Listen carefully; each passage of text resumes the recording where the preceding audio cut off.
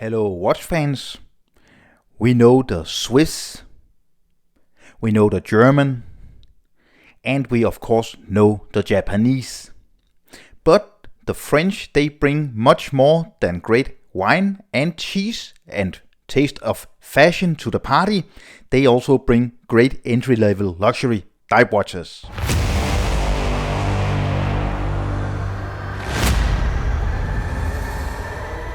Yes, here we have two great entry-level luxury dive watches. The one on the left side here is the new Yema Superman 500, a much improved, enhanced version of the very famous Superman lineup of dive watches. And on the right, a newer company, Baltic Watches, also French, with their Aquascaphe Titanium, one of their newer dive watches in the lineup. This one is priced at around $1,200 and this one is priced at a little more than $800, and they are both great examples of vintage-inspired entry-level luxury dive watches from up-and-coming French brands. And of course, I know that Yema is a historical brand established in 1949, but they were almost out of business for several years before being revitalized some years ago. So in this video I'm going to talk about what these French brands has to offer and also compare these two watches to each other.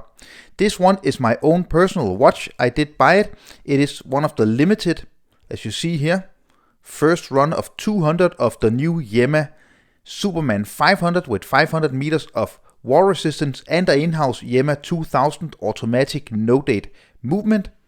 This one is on loan from Baltic. And this is the new Baltic Aquascaphe Titanium with the Myota 9039 movement inside. A high quality dive watch which I really enjoyed reviewing and trying for a couple of weeks. You will find full reviews of both of these watches down in the description or up in the right corner up here if you want to have more details. So let's start with the Yema 500. So the Yema Superman was introduced in the 1960s and was revitalized a few years ago.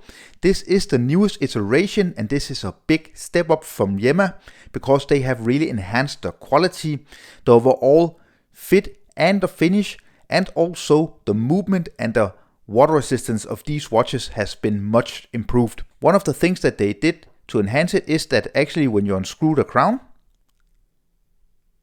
now it's unscrewed, you actually still have 30 meters of water resistance. And that is of course because you have this bezel lock here. So when you have screwed the crown all the way in, the bezel locks. But when it's not screwed back in, you have a fantastic 120 click unidirectional bezel. Really easy to grip because of the coin etching. Top quality bezel action. This bezel movement is much improved from the regular Superman, which is 300 meters of water resistance. Also, this big sign crown is buttery smooth. You get the Yema 2000 in-house movement. This has 42 hours of power reserve and a beat rate of 28,800 radians per hour. I get approximately 9 seconds plus per day, so that's perfectly acceptable for this movement. We also get great Lume. I will show you a Lume comparison between these two watches a little later in the video. Also the typical Yema hands with this kind of shovel second hand and the very pointy, almost kind of spear minute hand and the little fat sword style hour hand. I really also enjoyed the red, the printing in red. 500 meters. You also see very nicely domed sapphire crystal. It is made in 316L stainless steel. And compared to the other Superman watches, they decided to polish the case. And I think it looks great. It comes on this nice Yema style bracelet. This is a typical bracelet from Yema, but you can get it on other bracelet styles. And then a secure but very simple clasp. Nothing to write home about. And then the case back here, amazing case back. It is 39 millimeters in diameter, 13.5 millimeters thick. It has a lock width of 19 millimeters, really annoying. It tapers down to approximately 16 millimeters, and then you get a lock to lock of 48 millimeters. Also, let's just measure the crown here.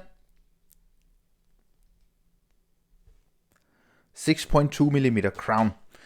Very enjoyable watch, and I'm very happy to own this in my collection. You can find it in blue or black.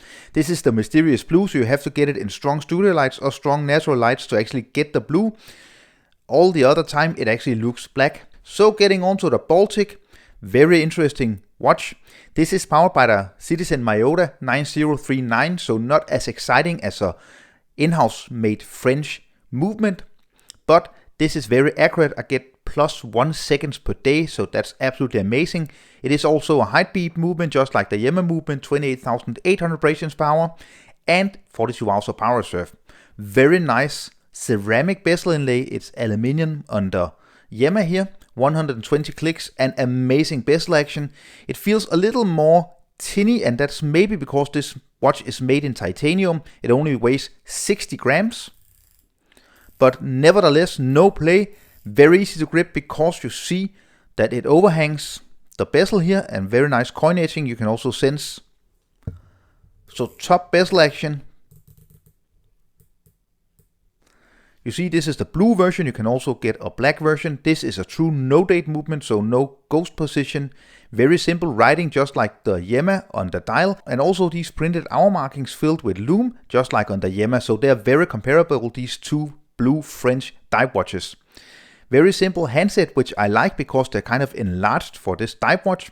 So big fat sword style minute and hour hands here. Also very nicely domed sapphire crystal. You see completely brushed this titanium case and the signed crown. This crown is 6.9 millimeters. So a little bit bigger than on the Yema. You get a diameter of 41 millimeters, but that's when you count in the bezel. Without the bezel, because it overhangs, you get 39.4 millimeters in diameter. Lock width of 20 and 47.2 millimeters lock tip to lock tip. It does come on this rubber strap. The rubber strap is perfectly fine. It's not the highest quality, but still it's definitely acceptable. You can actually, if you buy one of the regular stainless steel aquascaphs, actually opt for the beads of rice bracelet, which is on this Aquascaph GMT. I also reviewed this, link down in the description up in the right hand corner. Top quality bracelet, really nice clasp. Definitely much better clasp than on the Yema, but for the titanium version you can't get it on a bracelet. So let's have a Lume comparison.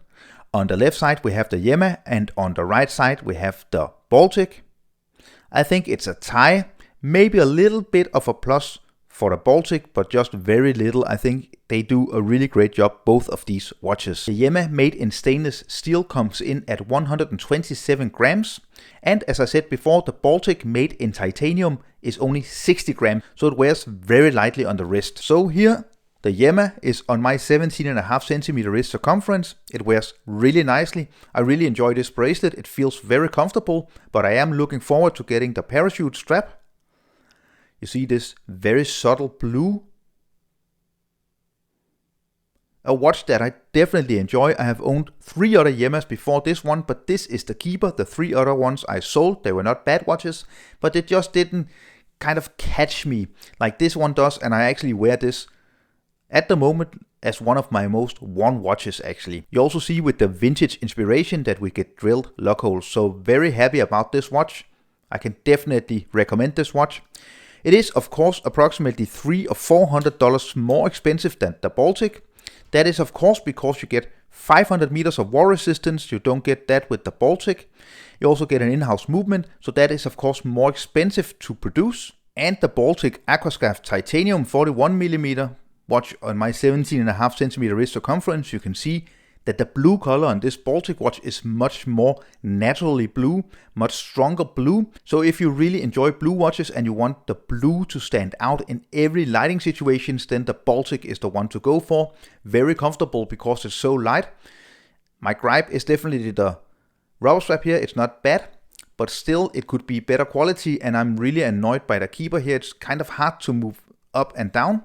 You actually do get much more easy serviceable movement with this watch because it's a Myota movement and it's highly accurate. Very subtle crown guards here, much more pronounced crown guards on the Yema. Feels great on the wrist. Wears a little bit bigger than the Yema, but not too much because the Yema is of course longer lock tip to lock tip. So this was my comparison between the Yema Superman 500 and the Baltic Aquascaphe Titanium, two of the coolest dive watches in the mid-tier range, maybe entry-level luxury range you can find if you want to try out something which isn't Swiss, German or Japanese. Definitely the French, they have something to offer, and I think you should be considering both of these watches if you're into getting something a little bit different from France. And if it wasn't because I owned a Yema, I would probably consider buying the Baltic Aquascaphe here, although I think it's a little bit pricey for what you get because you don't get an in-house movement. So I hope you enjoyed this comparison and review of two very cool French dive watches. If you enjoyed it, don't forget to give this video a thumbs up, leave a comment down below. Don't forget to subscribe to my channel and follow me on Instagram and Facebook and watch the full reviews of both of these watches. Thank you. Bye.